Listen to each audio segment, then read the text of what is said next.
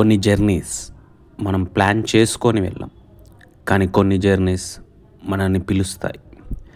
Arunachalam trip కూడా అలాంటిదే.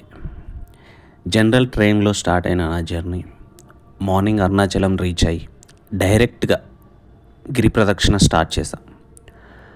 అక్కడ 14 కిలోమీటర్స్ వాక్ చేసి స్టార్టింగ్లో కాస్త కష్టం అనిపించింది, కానీ ప్రతి అడుగుతో ఒక డిఫరెంట్ ఫీలింగ్ వచ్చింది. రమణ మహర్షి ఆశ్రమంకి వెళ్ళినప్పుడు ఎందుకో తెలియదు, హార్ట్లో ఒక పీస్, కళ్ళల్లో నీళ్ళు వచ్చాయి.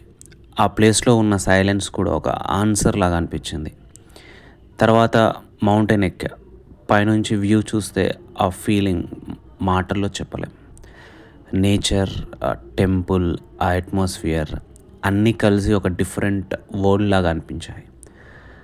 అరుణాచలంలో ఒక స్పెషల్ థింగ్ ఏంటంటే, శివుని టెంపుల్లో మాత్రమే కాదు, అక్కడ ఉన్న స్టోన్స్లో, చెట్లలో, గాలిలో కూడా మనం ఫీల్ అవుతాం.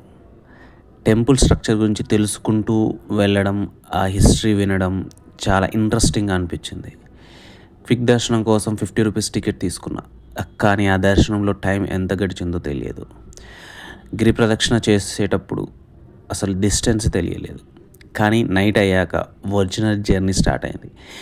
లెగ్స్ కాదు, థైస్ మొత్తం పెయిన్ అయి నడవలేకపోయా, కానీ ఆ పెయిన్ కూడా ఒక మెమొరీ లాగా అయిపోయింది. ఎందుకంటే ఆ 14 కిలోమీటర్స్లో బాడీ టైర్డ్ అయిపోయింది, కానీ మైండ్ మాత్రం ఫుల్గా పీస్ఫుల్ అయింది. నైట్ బస్ స్టాండ్కి వెళ్ళా. అక్కడ నుంచి మిడ్ నైట్ కర్నూలు బస్ ఎక్కా. మార్నింగ్ అక్కడ బ్రేక్ఫాస్ట్ చేసి తరువాత హైదరాబాద్ బస్లో రిటర్న్ అయ్యా. ఈవినింగ్ 4కి ఇంటికి చేరుకున్నా. అరుణాచలం ఒక ప్లేస్ కాదు, ఒక ఫీలింగ్. ఓం నమః శివాయ.